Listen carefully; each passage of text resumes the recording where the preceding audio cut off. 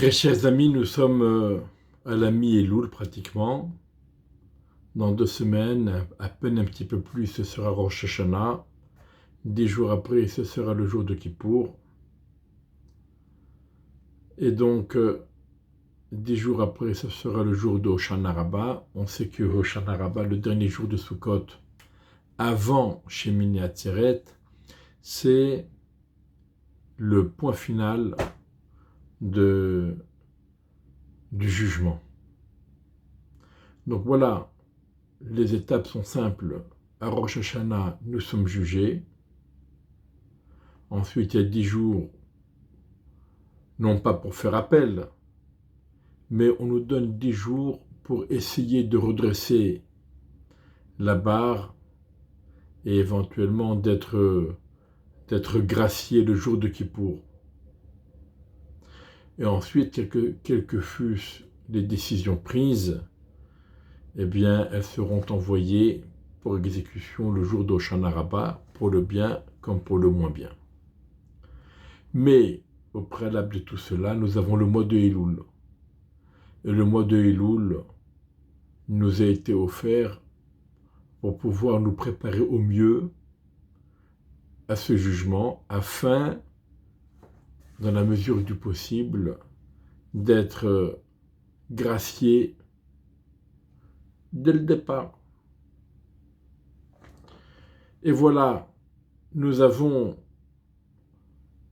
une petite réflexion à partager à propos du jugement de Kippour. Lorsque quelqu'un est accusé à tort, il n'a rien fait du tout. C'est pas lui qui a tué, c'est pas lui qui a volé, c'est pas lui qui a violé. Il n'a strictement rien fait de mal. Mais il a été accusé à tort, il y a des faux témoins qui ont témoigné contre lui, etc. Bien sûr, face à cette machination, il a peur, parce qu'il risque gros malgré tout. Il prend le meilleur avocat possible, et lorsqu'il gagne le jugement, lorsque la justice reconnaît son innocence, lorsque la justice reconnaît qu'il a été accusé à tort et qu'il n'a strictement rien à se reprocher, évidemment qu'il n'est pas seulement soulagé, mais il est joyeux, il est heureux.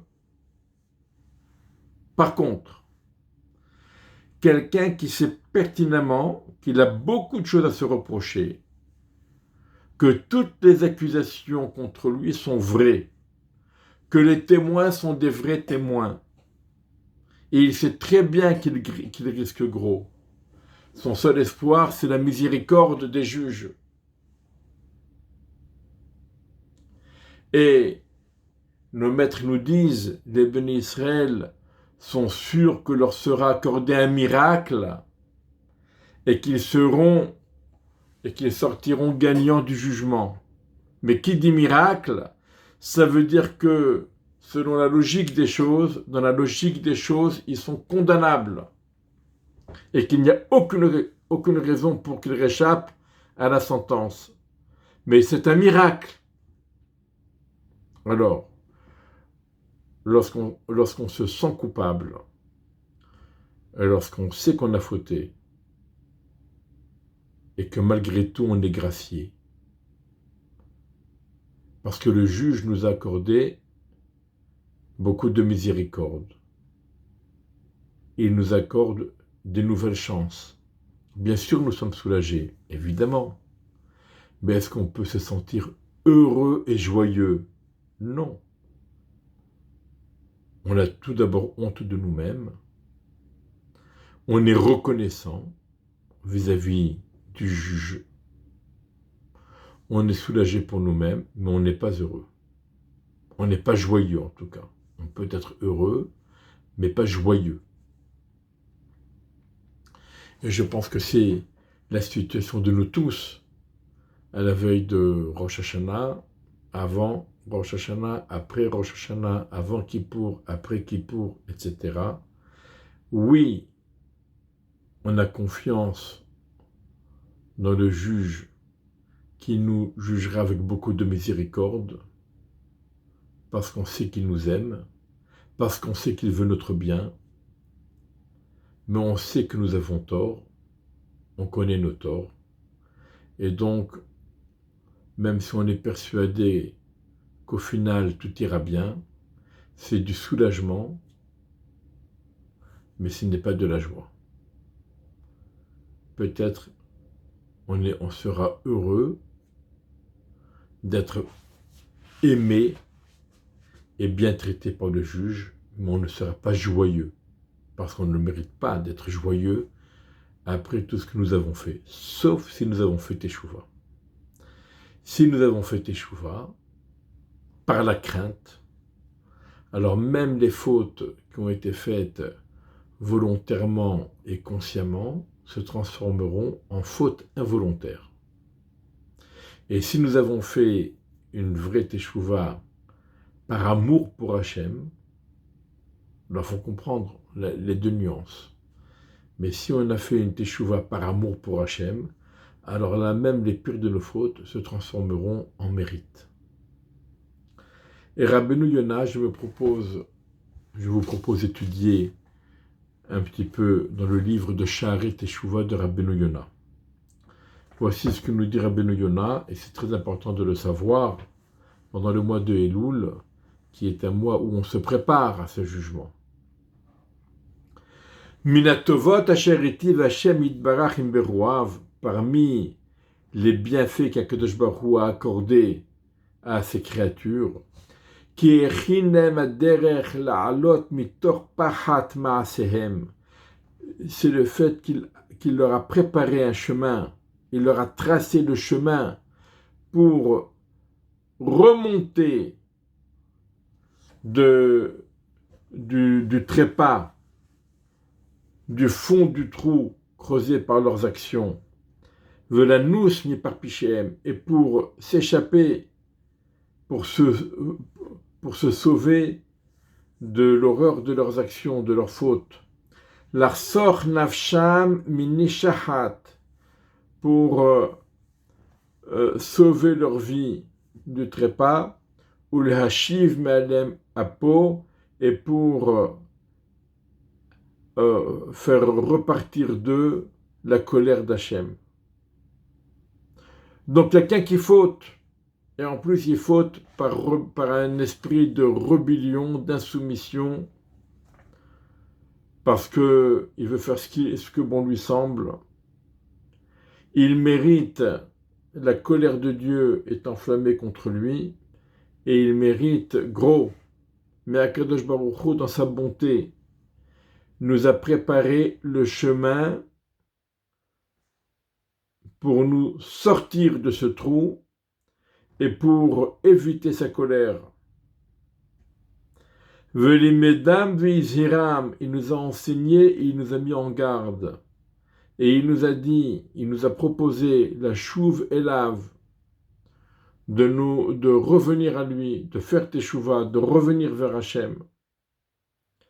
Ki yahte ulo. Et pourquoi Kadosh Baruch Hu, il a préparé d'office le chemin de la teshuva? Tout simplement parce que tout le monde faute. Évidemment que nous allons fauter. Mais, même si c'est sûr que nous allons fauter, Akadosh Baruch Hu a déjà préparé le chemin de la teshuva pour nous sauver. Le Rov Tuvo V'Yosho, et cela il l'a fait parce qu'il est très bon et très droit. Donc c'est de la bonté de nous accorder cette possibilité de teshuva après la faute, mais c'est aussi de la droiture, parce qu'étant donné que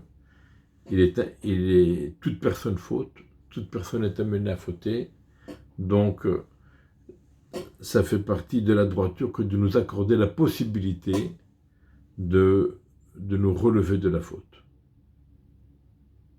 Car Akadosh Baruch Hu qui nous a créés, il connaît notre penchant. Ainsi il est dit Tov Yashar Hashem, Akadosh Baruch Hu est bon et droit. Alken Yoreh Hataim Baddarer, c'est pourquoi il montre, il indique les fauteurs, il leur indique le chemin de la Teshuvah. Ve'im irbu lifshua ve'limrod ve'get bogdim bagadou. Et quand bien même ils ont beaucoup fauté, ils se sont rebellés et ils ont trahi, le sagar ba'adam d'alta teshuva, il n'a pas pour autant fermé devant eux les portes de la teshuva. Non, ces portes restent ouvertes. Comme il est dit, Shuvu la Hacher et Emikusara. Revenez, même ceux qui sont tombés très très bas. Il est dit, Shuvu banim shovavim, erpam shuvotechem. Revenez, enfants qui ont été des voyous. Shovav, c'est un voyou en hébreu. Erpam shuvotechem, je vous guérirai de vos fautes. Quelqu'un qui faute, c'est comme s'il se blesse. Et Akadosh Baruch Hu, quand il fait teshuva, il le guérit. La Torah nous a mis en garde de la teshuva dans de nombreux endroits. Dans de nombreux endroits, la Torah nous rappelle qu'il faut faire teshuva. Il ne faut pas attendre. Vaidber, il a été expliqué qu'il y a teshuva mekubelet, gam ki yashuva chote merov tsarotav, que la teshuva est acceptée même lorsque le fauteur se repent et revient à Hachem à cause de toutes les souffrances qu'il doit endurer. Et à plus forte raison s'il revient vers Hachem par la crainte de Dieu ou bien par amour pour Dieu. Par crainte de Dieu ou par amour pour Dieu. Comme il est dit, Batsar lechom metzaoucha, dans ta détresse, et au metzaoucha kolat devarim eile, t'atteindront toutes ces choses-là, toutes ces punitions. Be'harit yamim, à la fin des temps. Ve'shavta ad Hashem Elohecha ve'shamarta bekolo, tu reviendras vers Akadosh Baruch Hu, et tu écouteras, tu te soumettras à sa voix. Donc même lorsque on fait ce chemin forcé, à cause de tout ce que nous devons endurer comme souffrance, malgré tout, eh bien, nous pouvons revenir jusqu'à Hachem. Et il est rapporté qu'il y a Azor Hachem la Shavim Kasher Anyad Tiva Maseget. La Torah nous révèle qu'Akadosh Baruch Hu aide à ceux qui se repentent d'une façon telle que ça dépasse ce que eux auraient pu atteindre et obtenir par leurs propres moyens. Akadosh Baruch Hu nous aide encore plus que ce que nous aurons atteint par nos propres moyens.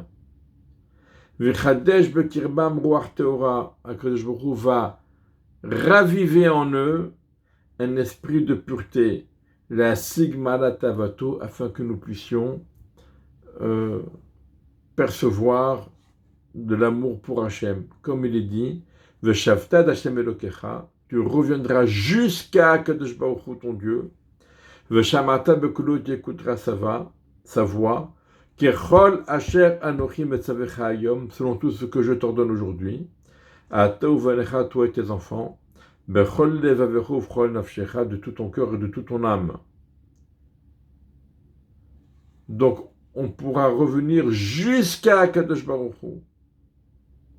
Et on pourra apercevoir Hachem avec un amour de tout ton cœur et de toute ton âme. Vomer begoufé inyan, et il est dit dans le vif du sujet, ce sera la paracha que nous lirons juste avant Rosh Hashanah, dans Nitzavim et Vayeler. Il est dit Umal Hachem Elohecha et levavra vet levav zarecha, Akadosh Baruch Hu circoncira ton cœur et le cœur de tes descendants. Ça veut dire il va ouvrir nos cœurs, la sigavato, pour que l'on puisse percevoir l'amour pour Hachem. Vanevim baketuvim diberu tamid al dvar hateshuva. Les prophètes et les hagiographes ont toujours parlé à propos de la teshuva. Ad ki ba'u ikare teshuva kulam meforashim b'divreim kashayidber, jusqu'à ce que les principes de la teshuva ont été explicités dans leurs propos, comme nous allons le voir. Veda, et sache que le fauteur, lorsqu'il tarde à faire teshuva, sa punition sera de plus en plus lourde. Car il sait, il sait, il prend conscience que la colère divine est sortie contre lui. Il le sait. Et il sait également, il sait également qu'il a une voie d'échappatoire. V'amanos ou teshuva, l'échappatoire, c'est de faire teshuva. Or lui, il se maintient dans sa rébellion et il campe sur son mal. On lui donne la possibilité de se sauver. Il sait que les foudres sont déjà sorties contre lui. Il a un moyen de se sauver. Monsieur, il reste. Il campe sur ses positions. De la tête de Torah, il pourrait s'en sortir de tout ce tumulte. Et lui, il n'a pas peur de la colère et de la colère de Dieu. Ça lui fait ni chaud ni froid. Le fait de ne pas faire teshuva, cela veut dire qu'on ne tient pas compte de la colère d'Hachem. Donc, le mal est encore pire. Nos maîtres ont donné une parabole pour expliquer cela. Le cas de Tchelistim chez Habasham Amelech Bebatasurim, un groupe de brigands que le roi a attrapé et a emprisonné. V'hatru marteret par Tsuvaya Avoru. Eux, dans la prison, à l'exemple des Dalton, ils ont creusé un tunnel et ils se sont échappés. Sauf un qui reste, vient le geôlier et il voit le trou qui a été creusé et il voit que tout le monde s'est sauvé, sauf un.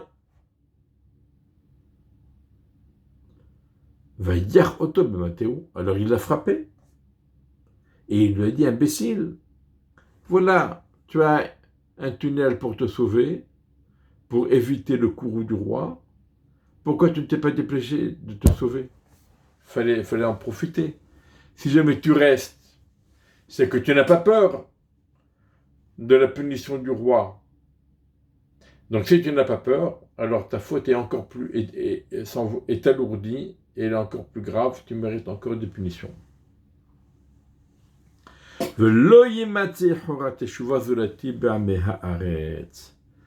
Tarder à faire teshuva, c'est la conduite et le comportement des ignorants et des inconscients qui continuent à dormir et qui ne prennent pas à cœur et qui ne prennent pas conscience et qui ne réfléchissent pas qu'il faut se dépêcher de se sauver en faisant teshuva.